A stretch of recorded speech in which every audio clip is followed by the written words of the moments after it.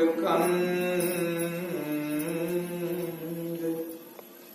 कृपा सिंधु नररूप हरि महामोहतांज जाओ सुवचन रविकर गुरु बिनु ज्ञान न उपजे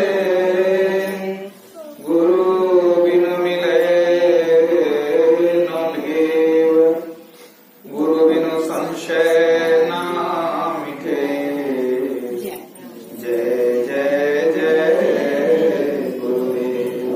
बोलिए प्रेम से श्री महाराज की जय। परमाराध्य गुरुदेव के पावन श्री चरणों में कोटि शरणम। आदरणीय धर्म प्रेमी सज्जनों, माताओं, बहनों तथा प्यारे बच्चों, अभी हम लोग पाठ में भगवान श्री राम का उपदेश सुन रहे थे। रामचरितमानस के अंतर्गत भगवान श्री राम ने प्रजाजनों को, गुरु और ब्राह्मणों को बुलाकर उपदेश दिया। उपदेश देते हुए उन्होंने कहा, बड़े भाग मानुष तनु पावा। जितने सुनने वाले थे सब मनुष्य थे, कहने वाले थे परमात्मा राम वो भी मनुष्य शरीर नहीं थे, मनुष्य के रूप में अवतरित हुए परमात्मा राम।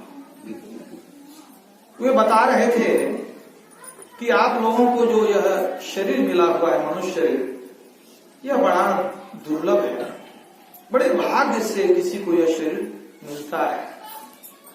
उस शरीर की विशेषता बता रहे थे। अगर शरीर की विशेषता को कोई नहीं जाने तो भी एक दिन ये शरीर नाश हो जाएगा। परमात्मा ने ये दुर्लभ मनुष्य शरीर दिया, लेकिन सब दिन के लिए नहीं दिया। कितने दिन के लिए दिया यह भी नहीं बता दिया, यह भी मालूम नहीं है। कितना भी सुंदर कीमती चीज हो, अब कुछ ही दिन के लिए हो, उसके बाद वो बेकार हो जाए, तो मालूम होना चाहिए कि ये क्यों मिला है, क्या इसका हम उपयोग कर लें। अगर उपयोग नहीं जानेंगे, अब कुछ दिन के बाद वो बेकार हो जाए, तो मूर्खता है कि कीमती चीज मिला, कुछ काम तो आया नहीं, वो पाए अभी तो नहीं पाए। तो भगवान राम ने उपदेश देते हुए बताया कि यह जो दुर्लभ शरीर तुमको मैंने दिया है, इसकी उपयोगिता भी जानो। कोई कीमती चीज दिए है किसी को तो बताना पड़ेगा ना इसका क्या काम होगा। अब बच्चे के हाथ में सोना का एक ढेला रख दीजिएगा तो क्या करेगा, फेंक देगा। चिड़िया को मारने में फेंक देगा, कुत्ता को मारने में फेंक देगा, उसको पता नहीं है क्या है, बेकार हो जाएगा। तो जिस परमात्मा ने मनुष्य का शरीर दिया, कबहु करी करुणा नर देही देत ईस बिनु हेत स्नेही। दया करके परमात्मा कभी किसी जीव को मनुष्य का शरीर देते हैं।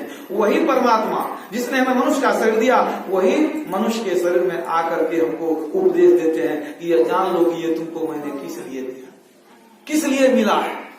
नहीं भी जानोगे एक दिन ये शरीर समाप्त हो जाएगा।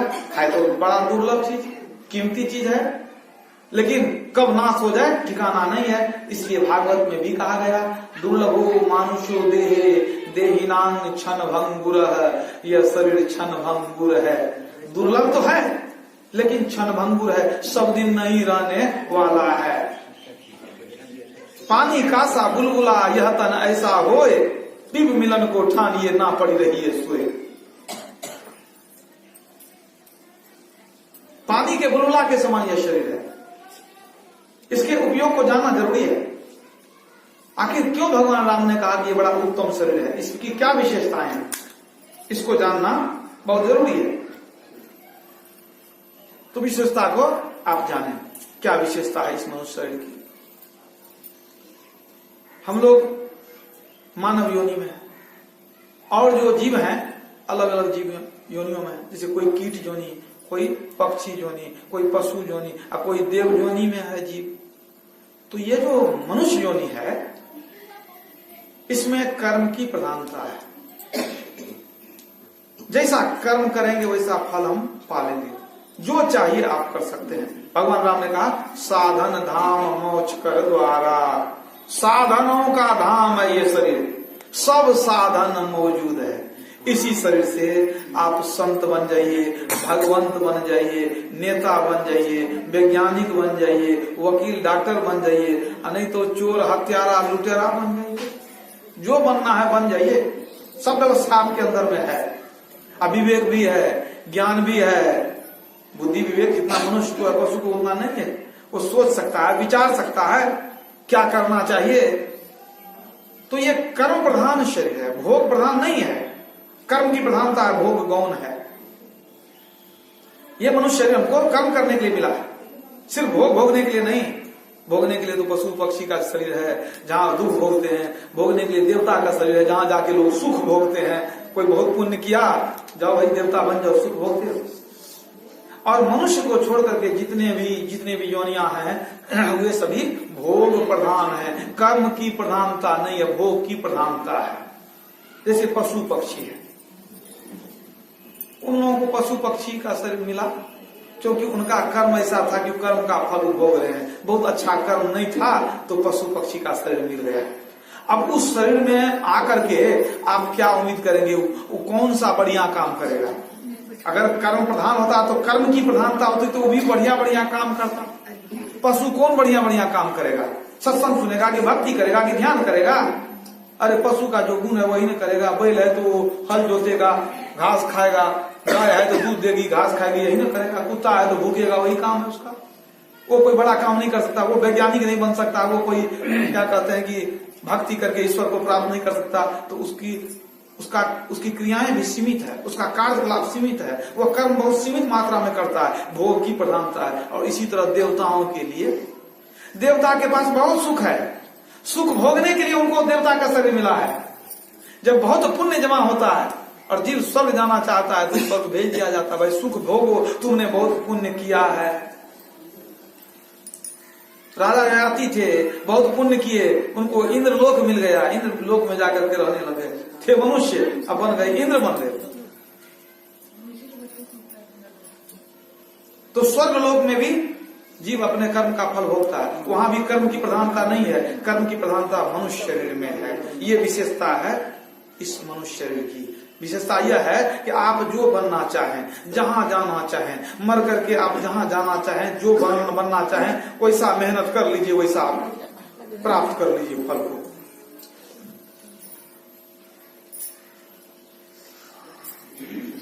कर्म प्रधान विश्व करी राखा, जो जस करई सो तस फल चाखा। तो मनुष्य शरीर में आप कोई कर्म कर सकते हैं, लेकिन फिर भी मालूम होना चाहिए ना कि कौन कर्म करना अच्छा है, कौन कर्म करना बुरा है। इस मनुष्य शरीर के अंदर 3 सीढ़ियां लगी हुई है। काकभूषुंडी जी ने गरुड़ जी को उपदेश देते हुए कहा था, नरतन सम नहीं कवनियु देही, जीव चराचर जाचत जेही। नरक स्वर्ग अपवर्ग निसैनी, ज्ञान विराग भगति सुख देनी। इस मनुष्य शरीर में 3 सीढ़ियां हैं। एक सीढ़ी नरक में ले जाती है, एक स्वर्ग में, और तीसरा अपवर्ग यानी मुक्ति में ले जाती है। अब आप पर है कि किस सीढ़ी पर चलना है, आप सोच लीजिए। जिधर चलिएगा उधर ही पहुंचेंगे। तो मनुष्य विचार कर सकता है कि नरक जाना है कि स्वर्ग जाना है कि मोक्ष में जाना है। नरक में कौन जाएगा? जो बुरे बुरे कर्म करते रहेंगे, पाप कर्म करते रहेंगे, वे दुख को भोगेंगे, यानी नरक है। जो शुभ शुभ कर्म करते हैं वे स्वर्ग जाते हैं, वहां सुख भोगते हैं, लेकिन थोड़े दिनों के लिए। जब तक सुख पुण्य है तब तक वहां रहे, वहां से फिर निकल जाएंगे। और जो जप और ध्यान करते हैं वो मुक्ति को प्राप्त है। स्वर्ग उनके लिए बेकार है, तुच्छ है। क्योंकि संत तुलसी साहब ने कहा, नर्तन दुर्लभ देव को, देव मन देवता, नर्तन देवता को दुर्लभ है। जो भगवान राम ने कहा, सुर दुर्लभ सब ग्रंथ ही गाओ, एक ही बात हुई ना। तो तुलसी साहब कहते हैं, नर्तन दुर्लभ देव को सब कोई कहत पुकार, सब कोई कहत पुकार, देव दे ही नहीं पावे। देवता भी ये देह नहीं पाता है जल्दी से, आसान नहीं है देवता के लिए मनुष्य बनना, आसान नहीं है। देव दे ही नहीं पावे, ऐसे मूर्ख लोग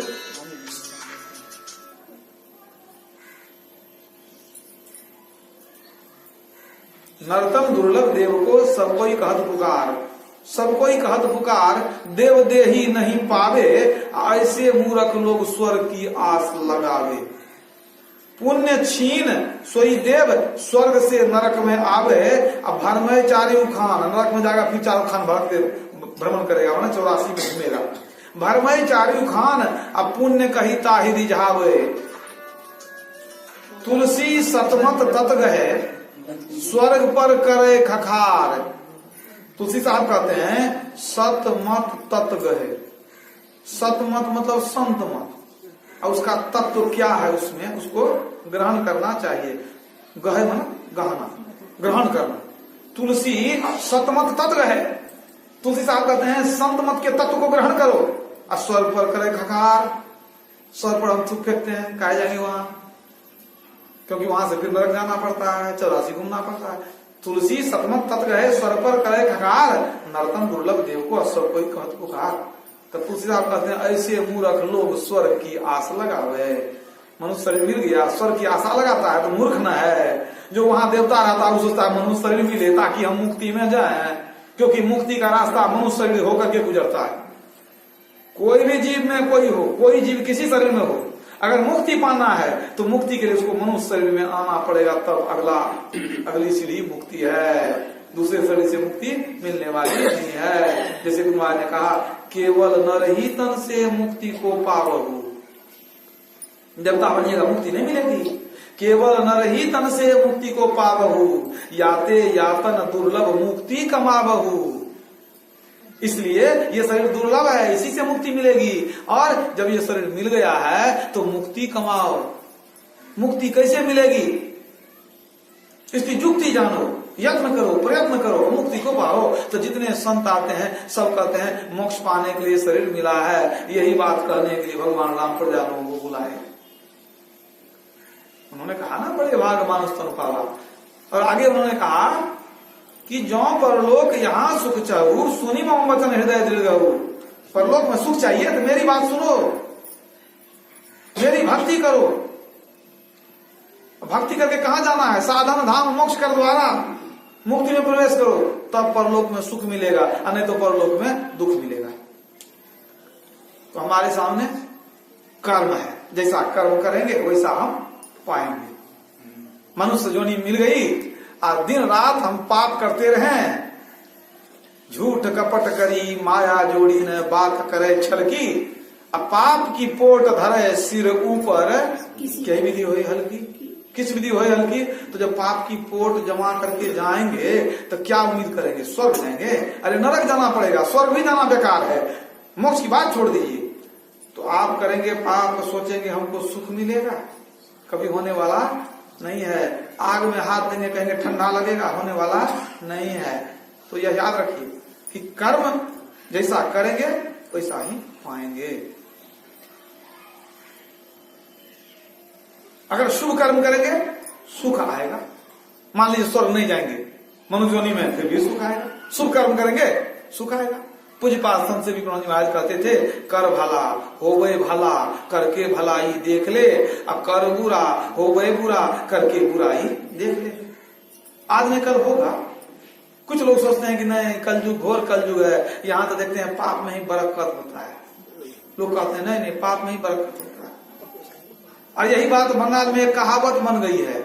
वे लोग कहते हैं जेई कोरे पाप से ही सात छेले रे बाप, और जेई कोरे पून तार काय लागे घून। मतलब जो करता है पाप वह सात बेटा का बाप, और जो करता है पुण्य उसके देह में लागे घून। बंगाल में कहावत है, लेकिन बात सही नहीं। ये बात क्यों उठती है लोग को मन में? कुछ लोग कहते हैं कि हम तो जब से होश संभाले किसी को दुख नहीं दिया, तब से ध्यान भजन करते हैं, दुख तो हमको बहुत है। हमारा पड़ोसी है माँ शराबी जुआड़ी आवारा लुच्चा, और उसको देखते हैं कि दिन दुना रात गुना धन भी होता है, प्रतिष्ठा भी बढ़ रहा है, सब कुछ में वृद्धि होती है। तब मन टूट जाता है कि इतना पुण्य बेकार करते हैं, तो पाप करता है तो यही करे पाप से ही साथ छेले बाप। और जो पुण्य करता है तो देखते हैं हम अच्छा काम करते हैं, किसी को दुख नहीं देते हैं, किसी को सताए नहीं, भगवान सबसे बेसी दुख हम ही को देते थे। मन में लोग ऐसा विचार करते हैं। तो आप सोचिए कि भगवान को आपसे कोई दुश्मनी है, कि उनका घी का क्या कहते हैं घेला फोड़ दिए हैं कि उनको दुख हो गया है कि आपको दुख देते हैं। अरे परमात्मा किसी को दुख देते ही नहीं है। तो आप कहेंगे तो कैसे लौट के आता है? हम तो किए नहीं आता है लौट करके, किसी का बिगाड़े नहीं, अब कुछ हो जाता है सुख किससे होता है? परमात्मा किसी को सुख किसी को दुख नहीं देते हैं। तो क्या देते हैं? आपके कर्म का फल देते हैं। वो सुख दुख क्यों देंगे आपको? कोई दुश्मनी है? आपके पड़ोसिया जो शराबी जुआरी है उससे उनको प्रेम है, उनको धन भेज देते हैं। आपको क्या मुकदमा केस भेज देते हैं आपको? उनको किसी से दुश्मनी दोस्ती नहीं है। जो करके रखे हैं वही देते हैं लौटा करके। उनका काम है जो काम किया है उसका मजदूरी देना। जैसा काम करके रखे हैं मजदूरी आपको मिलेगा ही। राम झरोखा बैठकर सबका मुजरा ले, जिसकी जैसी चाकरी तिसको तैसी दे। जो करता है सो पाता है। मतलब यह है कि कोई पाप करता है फिर भी उसको धन में बरकत है, उन्नति है। इसका मतलब है कि वो उसका पूर्व जन्म का बहुत पुण्य किया हुआ है। वो पहले का भाग उसका अच्छा है। अभी जो कर रहा है वो नहीं भोग नहीं रहा है। वो अभी जो पाप कर रहा है उसका फल उसको अभी नहीं मिल रहा है। वो पहले का कुछ कमाया हुआ अच्छा वही मिल रहा है। और आप भी जो पुण्य करते हैं दुख भोगते हैं तो आपको भी अभी का नहीं मिल रहा है। वो पहले का कुछ बकाया है, वो खत्म होगा तब नया मिलेगा। मतलब बुझ रहे?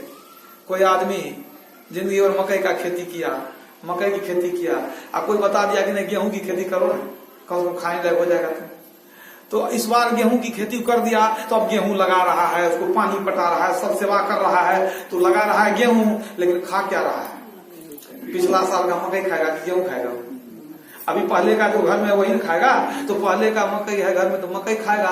और जब ये फसल तैयार होगी, पहले का मकई खत्म होगा तब फिर नया जब गेहूं फिर आएगा तो खाएगा। फसल तो कट के आई नहीं है, अभी फसल लगा ही रहे हैं। आप ध्यान भजन सत्संग करते तो फसल लगा रहे हैं, अभी फसल कट के आई नहीं है। काटा हुआ कब का पाप घर में रखा हुआ वो कौन भोगेगा? गुरु महाराज। मत सोचिए दीक्षा लिए तो गुरु महाराज भोग देंगे हमारा पाप, वो नहीं होने वाला है।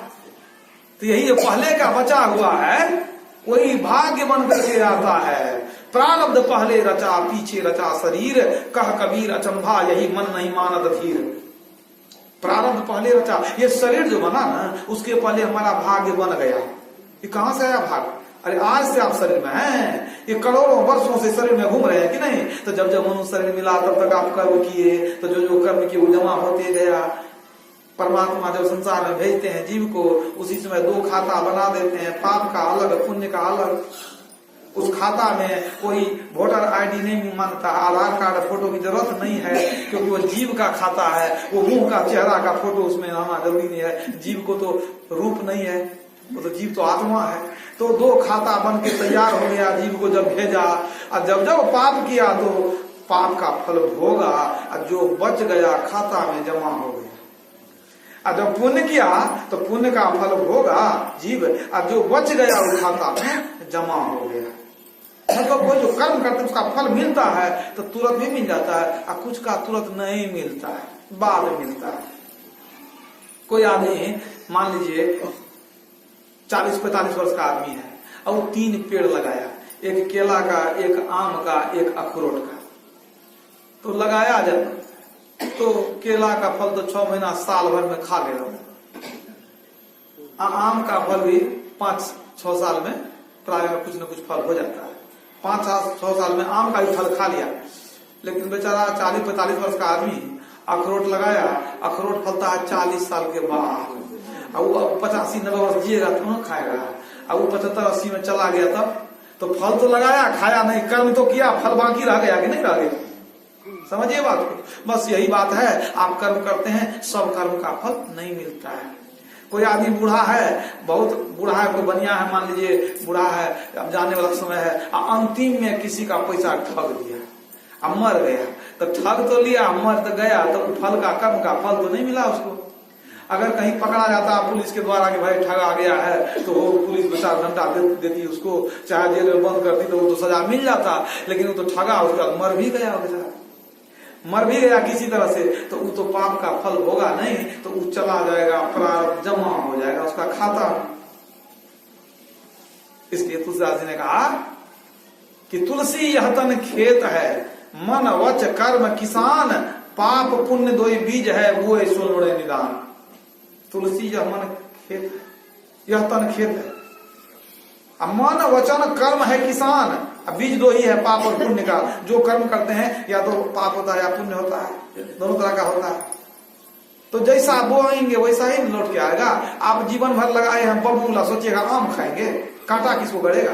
बबूल का जंगल लगाए हैं तो बबूल आपको मिलेगा। जो लगाते हैं वही पाते हैं। और एक बात है, खेत में जब हम बीज बोते हैं तो मान लीजिए 1 मन बीज बोए तो 1 ही मन अनाज आएगा कि बेसी आएगा? 1 ही मन आएगा तो काहे लोग फसल लगाएगा? 1 मन लगाते हैं तो 10 मन फसल उधर से काट करके लाते हैं, कई गुना होता है कि नहीं? ठीक इसी तरह से ये मनुष्य शरीर में जब आप पाप पुण्य का बीज बोते हैं, समझ रहे हैं ना, तो पाप पुण्य का बीज जब फल आएगा तो कई गुना होकर के आएगा। सोचिएगा थोड़े सा पाप किए थे, इतना दुख हमको हुआ, अरे कई गुना होकर के फसल मिला है आपको। और जब आप बुरा कर्म किए और उसका बुरा फल आया तब रोते हैं, चिल्लाते हैं, इतना दुख। कोई आदमी हंसता है, ईर्ष्या होती है, वो देखो कितना खुश है, जलन होती है, उसको भगवान रोज सुख देता है, अरे उसका कर्म वैसा है, हंसता है, तेरा कर्म खराब है, तू रोता है। यह कर्म जगत की खेती है, कर्मों का फल यहाँ मिलता है। अपने ही कर्मों के फल से कोई हंसता है, कोई रोता है। तो मनुष्य योनि जो है ये कर्म योनि है। काहु न को सुख दुख कर दाता, निज कृत कर्म भोग सुनो भ्राता। तो भगवान राम उपदेश करके यही बताना चाह रहे थे कि मनुष्य शरीर किस लिए मिला है। अगर तू पाप करेगा नरक में जाएगा, पुण्य करेगा तो शुभ तुम स्वर्ग भी जा सकता है, उसका फल तुमको अच्छा मिलेगा। लेकिन इस सबसे ऊपर उठो, मोक्ष में जाओ। जो कर्म करता है वही पाता है। इतने लोग अभी मनुष्य शरीर में यहाँ हैं, क्या मरेंगे तो सब एक ही जगह जाएंगे? नहीं, सब एक जगह नहीं जाएंगे। पति पत्नी भी एक जगह जाने वाले नहीं है। पशु पक्षी नर सुर असुर जलचर कीट पतंग सबही उत्पत्ति कर्म की सहजो नाना रंग। सहजो आई कहती है पशु पक्षी नर सुर मतलब देवता, असुर राक्षस, जलचर मछली कछुआ, कीट पतंग, ये सभी उत्पत्ति कर्म की, अपने अपने कर्म से ये पैदा हुआ है सब। आज मनुष्य है अपने कर्म से। नानक साहब ने कहा जानी कछु पुण्य प्रगटो, तेरो मानो का अवतार, नहीं ऐसो जन्म बारंबार। वृक्ष से फल टूटी पड़ी है, बहुऋण लागत डार। इस बार यदि प्राण शरीर से निकल गया दोबारा मनुष्य शरीर मिलने वाला नहीं है। ये उत्तम शरीर मिला है, अब सोच लीजिए, विचार लीजिए, तब कर्म करिए। अब बिना सोचे बिना विचारे कुछ न कुछ कर्म करते रहते हैं। कर्म के बिना कोई रहता नहीं।